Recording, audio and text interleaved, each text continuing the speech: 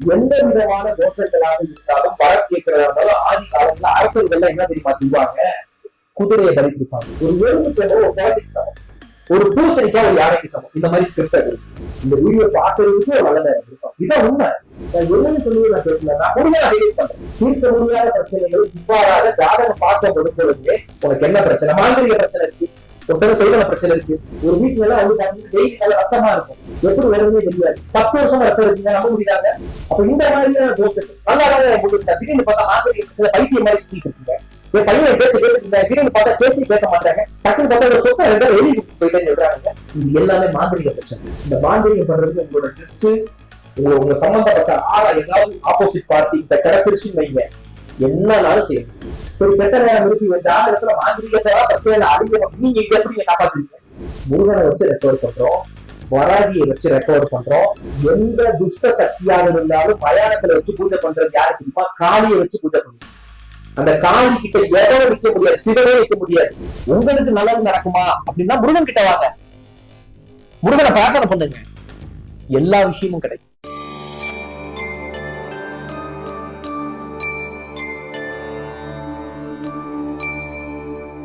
ஐயா, நீங்க நிறைய பிரச்சனைகளை பார்த்திருப்பீங்க. திருமணமாகல, குழந்தை பிறக்கல, நிலத்தகராறு, சொத்து தகராறு, அந்த மாதிரி உடம்புல சில பிரச்சனைகள், இந்த மாதிரி நிறைய பேர் ஒவ்வொருத்தரும் ஒவ்வொரு பிரச்சனையோட வராங்க. நிறைய ஜோசியர்களை தேடி போறாங்க. அவங்க அப்படி போய் அவங்க கிட்ட கேட்கிற விஷயங்கள் வந்துட்டு எங்களுக்கு இந்த பிரச்சனையை சரி பண்ணி கொடுங்க அப்படின்றது. நீங்க வந்துட்டு இந்த வழிபாடுகள் பண்ணுங்க சரியாயிருன்னு சொல்றீங்க.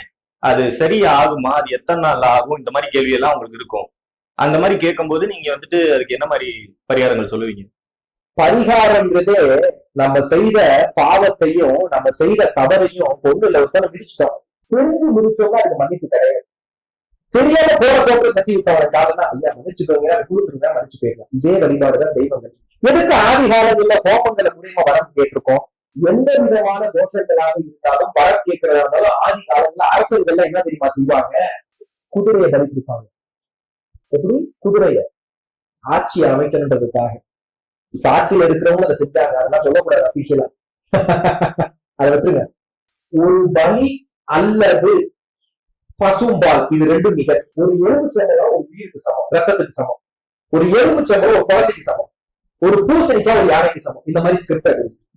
இப்ப பிரச்சனைன்னு சொல்லிட்டு எனக்கு குழந்தை வரல இல்ல, நான் குழந்தை வரத்துக்காக 10 வருஷமா ஐவிஎஃப் ட்ரீட்மெண்ட்ல பிரச்சனையை சந்திச்சுட்டு இருக்கேன்.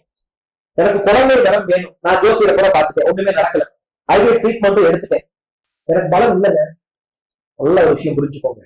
உங்க ஜாதகத்துல 5ஆம் இடம் 9ஆம் இடம் சரியா இருந்தா சரியான ஜோசியரை கணிச்சிருக்கீங்க. அது சொல்ற பரிகாரம் உடனே வேலை செஞ்சிடும். இப்ப நம்ம எப்படி தெரியுமா அந்த கேஸை சார்ட் அவுட் பண்றோம்? ஒரு எக்ஸாம்பிளுக்கு நான் சொல்றேன். நம்ம ஜாதகம் பார்க்க வர்றதுக்கே அவங்க ஜாதகத்துல ஒரு புண்ணியம் இருக்கும். நம்ம ஒண்ணும் அவ்வளவு பெரிய ஆள் கிடையாது. நான் என்ன பெரிய ஆளுன்னு சொல்றதுக்காக இந்த விஷயத்த நான் பேசல. இந்த பிரச்சனையில இருந்து வெளியே கொண்டு வர்றதுக்கு ஒரு நபர் இருப்பாங்க தெரியுமா? அந்த நபர்கிட்ட நீங்க போனா தப்பிச்சிருக்கீங்களே, தோஷம் கடுமையாக அந்த நபர் உங்களுக்கு காட்ட மாட்டாங்க, சுத்திக்கிட்டே இருக்கீங்க. புண்ணியம் இருந்துச்சு அந்த நபரை சந்திச்சிருவீங்க. அந்த நபர் சந்திச்ச உடனே நாங்க என்ன பதில் சொல்லுவோம்னா, ஜாதகத்தை பார்த்தோன்னே 5ஆம் இடம் 9ஆம் இடம் நல்லா இருக்கா, போன பிரிவில் ஏதாவது புண்ணியம் செஞ்சிருக்காங்க, குழந்தை வரம் ஏன் கிடைக்கல, இவங்க ஃபேமிலியில என்ன ஆன்மா இறந்துருக்கு, முன்னோர்கள் தான் நமக்கு திரும்ப பிறப்பேன், அந்த முன்னோர்கள் சாதம் ஏதாவது இருக்கான்னு சொல்லி ஜாதகத்திலே நான் பலன் சொல்லிட்டு உங்க குழந்தை இல்லை. 10 வருஷம் நீ ட்ரீட்மெண்ட் இருக்கு, நீ பிரச்சனை இருக்கு நான் சொல்லுவேன். நீ சொல்லணும்னு அவசியம் கிடையாது. ஜாதகம் பார்க்க வரும்போது உனக்கான பிரச்சனை என்னன்றது நான் சொல்லுவேன். அப்ப அடுத்து என்ன செய்வோம்? ஐயா நீங்க சொன்னது சரி, 10 வருஷமா அப்படி இருக்கீங்க, நீங்க சொன்னது எல்லாம் சரி, என்ன செஞ்சா கிடைக்கும்? 5ஆம் இடத்தை செக் பண்ணணும். 5ஆம் இடம் குழந்தை பாக்கியம், 5ஆம் இடம் குலதெய்வம், ராகு கேது தோஷம் இருக்கான்னு செக் பண்ணணும். அப்ப நாங்க என்ன பண்றோம்? கோபத்துல குழந்தை வரம் கிடைக்கணும் அப்படின்றதுக்காக சந்தான கோபால கிருஷ்ணர் ஹோமம் பண்றோம். கிருஷ்ணர் தான் பிறந்தார், தெய்வங்களே ஹோமத்தின் மூலியமாக தான் பிறந்தாங்க. அப்ப இந்த ஹோமத்துல நம்ம வரம் கேட்கிறோம், மதிப்பிச்ச கேட்கிறோம். அந்த ஹோமத்துல தெய்வத்தை நம்ம கூப்பிடுறதுக்கான டூல் தான் நம்ம சொன்ன மாதிரியான மூல மந்திரங்கள். அப்ப இந்த ஹோமம் வளர்க்கும் பொழுது அந்த மந்திரங்களை பிரயோகப்படுத்தி அந்த ஹோம குடத்தில் இருக்கக்கூடிய நெய்ய சாப்பிட்டோம்னா உங்களுக்கு கர்ப்பப்பையில இருக்கக்கூடிய எத்தனை பிரச்சனையும் சரியாகும். அதுக்கப்புறம் நீங்க ட்ரீட்மெண்ட் எடுக்கிறீங்கல்ல, அந்த குழந்தை தங்கும். பெங்களூர்ல ஐவிஎஃப் ட்ரீட்மெண்ட் டாக்டர், அவங்களுக்கு 15 வருஷமா குழந்தை கிடையாது. ஐவிஎஃப் ட்ரீட்மெண்ட் டாக்டர் பெரிய கன்சல்டேஷன், அவங்க அது அபிஷியலா சொல்லக்கூடாது. அவங்களுக்கு ஆம்பளை குழந்தை நம்ப முடியல. என்னோட அபிஷியல் யூடியூப் சேனல் ஜோதிட சேனல் அபிஷியலா நான் போட்டிருக்கேன். ஹோமம் பண்ணது அவங்கலாம் வரல. அமெரிக்கால ட்ரீட்மெண்டா ட்வின்ஸ் பிறந்திருக்கு. 250க்கு மேற்பட்ட குழந்தை வரம் என் அப்பன் கொடுத்திருக்காங்க ஹோமத்தின் மூலியமா. ஹோமத்தால சாதிக்க முடியாத விஷயங்கள் எதுவுமே கிடையாது. உங்களுக்கு நல்ல நேரம் இருந்தா நல்லவனை சந்திப்பீங்க. ஆரம்பிக்கும் போதே நான் சொல்லிட்டேன், இந்த வீடியோ பாக்குறதுக்கு நல்ல நேரம் இருக்கும். இதான் உண்மை. நான் என்னன்னு சொல்லி நான் பேசல, நான் முடிஞ்ச ஹைலைட் பண்றேன். ஏன்னா கெட்ட நடக்கிறதுக்கு அவங்க ஹைலைட் பண்றேன், நல்ல விஷயத்த 4 பேர் சொல்றது, இந்த ப்ரமோஷன் பண்றதுக்கு என்ன நடப்பு இருக்கு? எல்லாத்தையும் முருகன் நல்லவன். அதை நான் ஆணித்தரமா சொல்றேன். தீர்க்க முடியாத பிரச்சனைகளை இவ்வாறாக ஜாதகம் பார்க்க பொழுது உனக்கு என்ன பிரச்சனை? மாந்திரிக பிரச்சனை இருக்கு, ஒருத்தர் செய்வன பிரச்சனை இருக்கு. ஒரு வீட்டுல எல்லாம் வந்து பாத்தீங்கன்னா டெய்லி நல்ல ரத்தமா இருக்கும், எப்படி வரும்னே தெரியாது. 10 வருஷமா ரத்தம் இருக்குங்க, நம்ப முடியாத ஒரு பிணத்தவே வந்து பாத்தீங்கன்னா பிணத்தின் முன்னாடி உட்காந்து பூஜை பண்ணி அந்த கூட பிறந்த தம்பியை வந்து சொத்துக்காக, பல கோடி சொத்துக்காக இவனை போட்டு தள்ளிட்டு அந்த காசை அனுபவிக்கிறதுக்காக பண்ண வேலை. ஒரு பெண்ணோட உடம்புல ஆன்மாவை ஏறி விட்டு மாணவ புற்றுநோயை வர வச்சு அந்த பெண்ணுக்கு இனமும் பாத்தீங்கன்னா உடல் கொடுத்தது. அந்த அந்த பேய் தெரியும் அவங்களுக்கு. நம்ப முடியுதா அந்த விஷயங்களை? கண் கூட நாங்க இருந்து ஃபீல்ட பாக்குறோம். பெண்ணுக்கு ட்ரெஸ் புள்ளி அந்த பொழுது. அப்ப இந்த மாதிரியான தோஷங்கள் நல்லாதான் உங்களுக்கு திடீர்னு பார்த்தா மாந்திரிக பிரச்சனை பைத்தியம் மாதிரி சுத்திட்டு இருக்குங்க. என் பையன் பேச்சு கேட்டுட்டு இருந்தேன், திடீர்னு பார்த்தா பேசி கேட்க மாட்டாங்க, டக்குனு பார்த்தா ஒரு சொத்தை 2 வெளியே கொடுத்து போயிட்டேன்னு சொல்றாங்க. இது எல்லாமே மாந்திரிக பிரச்சனை. இந்த மாந்திரிகம் பண்றதுக்கு உங்களோட ட்ரெஸ், உங்க சம்பந்தப்பட்ட ஆளா ஏதாவது ஆப்போசிட் பார்ட்டி கிட்ட கிடைச்சிருச்சுன்னு வைங்க, என்னன்னாலும் செய்ய முடியும். அப்ப எப்பதான் நடக்குமா, என்ன செஞ்சா நடக்குமா? அப்படி கிடையாது. இப்ப ஜாதகத்துல கெட்ட நேரம் வருதுல, அப்ப அடிக்கும். சரி, கெட்ட நேரம் இருக்கு, இவன் ஜாதகத்துல மாந்திரிகத்தை பிரச்சனை அடிக்கணும், நீங்க இங்க எப்படி காப்பாத்துறீங்க? முருகனை வச்சு ரெக்கவர் பண்றோம், வராகியை வச்சு ரெக்கவர் பண்றோம். எந்த துஷ்ட சக்தியாக இருந்தாலும் மயானத்துல வச்சு பூஜை பண்றது யாரு தெரியுமா? காளியை வச்சு பூஜை பண்ணுங்க. அந்த காளி கிட்ட எதவும் வைக்க முடியாது, சிவனே வைக்க முடியாது, சிவனே முடிச்சிருவான். அப்ப அப்பா கிட்ட காளியை வச்சு மாந்திரிகம் பண்ணும்போது நீங்க எப்படி சரி பண்ணுங்க? சரி பண்ணிப்போங்க. இந்த காளியை சரி பண்ணக்கூடிய 2 பேர் யாரு தெரியுமா? இந்த அப்பன் வேலு, சுதர்சனம் தெரியுமா? பெருமாள் கையில இருக்கக்கூடிய சுதர்சனம். அது ஒரு தடவை பெருமாள் அமைச்சுட்டாருன்னு வச்சுக்கோங்க, பெருமாள் வரவே வராது. சுதர்சன மந்திரத்தை பிரயோகப்படுத்துவதன் மூலியமாக எதிரி சின்ன பண்ணாம சதச்சிருக்கும். அதை வச்சதை அப்படியே திருப்பி விட்டு மயானத்துல பிரத்யேக உங்களுக்கு அந்த மந்திரத்தை நான் பிரயோகப்படுத்துறேன். சுதர்சன துஷ்டந்தாரய துரிதம் ஹரஹர பாவம் தகதக ரோகம் மத்தக மத்தக ஆரோக்கியம் குரு குரு ஓம் ஓம் ராம் ராம் ரீம் ரீம் ஓம் ஓம் பத்தது தகதக ஹரஹர விஜய விஜய ஸ்வாஹா.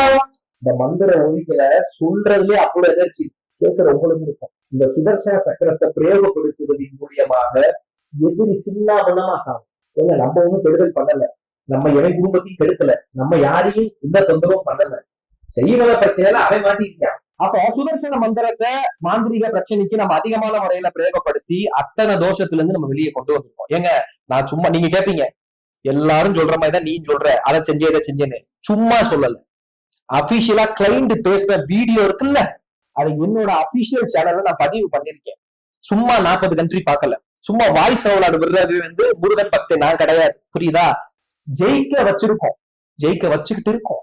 அந்த திமிர்ல பேசுறேன். திமிர்னா என் மேல இருக்க திமிர்ல, என் அப்பா மேல இருக்க திமிர்ல. அவனால முடிக்க முடியாத விஷயங்களே கிடையாது. உங்களுக்கு நல்லது நடக்குமா அப்படின்னா முருகன் கிட்ட வாங்க, முருகனை பிரார்த்தனை பண்ணுங்க, எல்லா விஷயமும் கிடைக்கும். அப்ப இந்த மாதிரிதான் நம்ம என்ன பண்றோம்? செய்வன தோஷம், மாந்திரிக தோஷம். ஏன்னா கல்யாணமே ஆகலைங்க. கல்யாணம் ஆச்சு. ஒரு கிளைண்ட்டுக்கு எல்லாம் வந்து சொன்னேன், ஜூலை மாசத்துக்குள்ள ஒரு கல்யாணம் ஆகும், அந்த கல்யாணம் நீ பண்ணா டிவோர்ஸ் ஆயிருந்து கல்யாணம் பண்ணாதீங்க. பண்ணா 2 நாள் பையன் ஓடி போயிட்டான், 250 பவுன் தூக்கி விட்டேன். இந்த மாதிரி நிறைய கேசஸ் இருக்கு. அப்ப இந்த தோஷத்தை எப்படி நம்ம சரி பண்றது? இவ போன பிறகு என்ன பண்ணிருக்கா? புருஷனுக்கு மரியாதை கொடுக்கல. நல்லா புரிஞ்சுக்கணும். இவ ஏமாத்தி இருக்கா, இவன் புருஷனோட நகையை கூட இவன் ஏமாத்தி இருக்கா. ஏங்க எல்லா தோஷமும் எல்லா பாவமும் நீ செஞ்சது, இந்த பிரிவுல நீ செய்யல, போன பிரிவு இருக்குல்ல. அது எப்படி? நீ 1 லட்சம் ரூபாய் போடுற காசு வட்டி மட்டும் கரெக்டா ஒரு அக்கௌண்ட்டுக்கு வரணும், நீ செஞ்ச பாவம் மட்டும் இன்னொரு அக்கௌண்ட்டுக்கு போகணுமா? எத்தனை வருஷம் நீ அக்கௌண்ட் ஓபன் பண்ணாலும் ஒரு அக்கௌண்ட் தான். 1 லட்சம் போட்டாலும் 1 கோடி போட்டாலும் உன் அக்கௌண்ட்டுக்கு வரக்கூடிய அந்த வட்டி இருக்குல்ல, எத்தனை பிறகு எடுத்தாலும் வந்தே தீரும். காசு மட்டும் வரணும், தோஷம் வரக்கூடாது, பாவம் வரக்கூடாது, வந்தே தீரும். நம்ம சரி ஏங்க நீங்க சொல்றீங்க நம்ம ஏதாவது தெரிஞ்சு எதுவுமே செய்யலைங்க, ஏன் அப்படி பேசுறீங்க? நான் என்ன பாவம் பண்ணேன்? நீங்க சொல்றது ரைட், என்ன வேணா எடுத்துட்டு போட்டீங்க, அப்ப செஞ்சேன், தாத்தா செஞ்சேன், நான் என்ன செஞ்சேன், என் பிள்ளை என்ன செஞ்சுச்சு, அது கஷ்டப்படுதுங்க. நல்லா வளர்த்தீங்க, என் பிள்ளைய சீரழிஞ்சிட்டாங்க, காதலிச்சு ஒரு பையன் கூட. இப்ப இதுக்கு தீர்வே இல்லையா? நல்லா புரிஞ்சுக்கணும். சிவனும் பார்வதியும் இவங்க 2 பேரும் காதலிச்சாங்க. நான் உங்களுக்கு விளையாட்டு போக்குல சொல்றதுதான் உங்களுக்கு புரியுன்றதுக்காக இப்படி சொல்றேன். இந்த 2 தெய்வங்களும் மாந்திரிக பிரச்சனைனால மாட்டினதுனால அவங்க 2 பேரும் பிரிஞ்சுட்டாங்க. இவருக்கு இருதார தோஷம் இருந்தனால திருமணம் நடக்கல. திருமணம் நடக்கிற வரைக்கும் போய் நின்றுச்சு. அப்ப பெருமாள் என்ன பண்றாரு? இந்த திருமணத்தில் இருக்கக்கூடிய தோஷம் விலகுவதற்காக பார்வதி சுயம்வரா கலா ஹோமம் நடத்தினார். யார் நடத்தினா? பெருமாள் நடத்துறாரு. இந்த ஹோமம் நடத்துறதுக்கு அப்புறம் அந்த தோஷம் விலகுச்சு, சிவனும் பார்வதியும் ஒண்ணு சேர்த்துட்டாங்க. இந்த ஹோமத்தின் மூலியமா 500க்கும் மேற்பட்ட திருமண வரத்தை பண்ணிருக்கோம். அது 300 500 கூட அபிஷியலா கணக்கே இல்லை, அவ்வளவு பண்ணிருக்கோம். இது எல்லாமே நான் அபிஷியலாவே பதிவு பண்ணிருக்கேன். அதுக்கு பார்வதி சுயம்பரா கலா ஹோமம் பண்ணணும். நாகதோஷம் இருப்பவர்கள் அஷ்டதிக்க நாகர்களை வச்சு கார்கோடகன், வாசிகி, யட்சகன், யமராட்சகன், ஓம் நாகத்வஜாய வித்மஹே பத்மஹஸ்தாய தீமஹி தன்னோ ராகு பிரச்சோதயாத் அப்படின்னு மந்திரத்தை அதிகமான முறையில சாண்டிங் பண்ணி நாகதோஷத்தை விலக்கிட்டு அதுக்கப்புறம் கல்யாணம் பண்ணாதான் பொண்ணு போய் வாழும், இல்லைன்னா வாழாது. அப்ப இந்த மாதிரி டிஃப்ரெண்ட் டைப் ஆஃப் கேசஸ் எல்லாம் டிஃப்ரெண்ட் டைப் ஆஃப் ஹோமத்தை பண்ணி சக்சஸ் பண்ணிருக்கோம். இந்த மூல மந்திரங்கள்லாம் நாங்க முறையா டெய்லி 10,000 தடவை காயத்ரி மந்திரங்கள் சொல்லிட்டு காலையில விரதம் இருந்து திருப்பரங்குன்ற முருகன் கிட்ட மாலை கொடுத்து மாலை மாட்டிட்டு அதுக்கப்புறமா நாங்க மூல மந்திரத்தை வராகிய வர வைக்கக்கூடிய மூல மந்திரத்தை நாங்க பிரயோகப்படுத்துவோம். அது உங்களுடைய சேனலுக்கு பிரத்யேகமா நான் கொடுக்குறேன். இந்த மந்திரத்தை தயவு செஞ்சு யாரும் பிரயோகப்படுத்துறீங்கன்னா அந்த மந்திரங்கள் எல்லாமே கோடிங்ஸ். இந்த கோடிங்ஸை ஒரு போன்ல இந்த நம்பருக்கு இந்த சீரியல் நம்பர் இருக்கும்போது அந்த போன் நம்பர் போகுது அவங்க வராங்கல்ல, அந்த மாதிரி வராகிய வரவழைக்கக்கூடிய மூல மந்திரம். It's sensitive. ஓம் ஐ க்ளௌம் ஐ நமோ பகவதே வார்த்தாளி வார்த்தாளி வாராகி வாராகி அன்பே அன்பின்மே நமோ ருந்தே ருந்தின்மே நமோ சண்டே சம்பின்மே நமோ மோகே மோகின்மே நமோ சம்பே சம்பின்மே நமோ சர்வதிஷ்ட பிரதிஷ்டானாம் சர்வேசாம் சர்வாதித்ய சண்முகம் தரிசிக்வா சம்பளம் குரு குரு சீக்கிரம் வசியம் ஐ ஓம் கை ஓம் தக தக ஹும் அஸ்திராய பத்ஸ்வாஹா. இந்த மூல மந்திரங்களை பல லட்சம் தடவை ஆராதனம் பண்ணிதான் அந்த அம்மாவை வரையே வைக்கிறோம். இதே மூல மந்திரத்தை வசி வசி நசி நசி மசி அப்படின்னு சொல்லும் பொழுது எதிரி சாவம். புரியுதா? ஒரு மந்திரம் தான் தப்பா போட்டு எப்படி ஆன்டி வைரஸ் வைரஸ் ரெண்டுமே ஒரு வைரஸ் தான், ரெண்டு பேரும் கிரியேட் பண்றது ஒரு வைரஸ் தான். இந்த கிளீன் பண்றதுக்கு ஆன்டி வைரஸ் போடுறவங்க வைரஸ் கிளீன் பண்றதுக்கு ஒரு கோடிங்ஸ். அந்த மாதிரிதான் ஒரு தெய்வத்தை அன்பா கூப்பிடுறதுக்கும் ஒரு தெய்வத்தை ருத்ரமா கூப்பிடுறதுக்கும் பல விதிமுறைகள் இருக்கு. இந்த மந்திரத்தை நம்ம கேட்கும் பொழுதே வராகி நம்ம கேட்கும் பொழுதே உங்க வீட்டுல இருக்கிற மாந்திரிக பிரச்சனைகள் ஒதுங்கி விடும். அதுல எந்த வித ஐயமும் இல்லை. அப்ப இங்க முடிவு என்பது உறுதியான முறையில், தீர்ப்பு என்பது முருகன் சாட்சியாக வழங்கப்படும். நன்றி.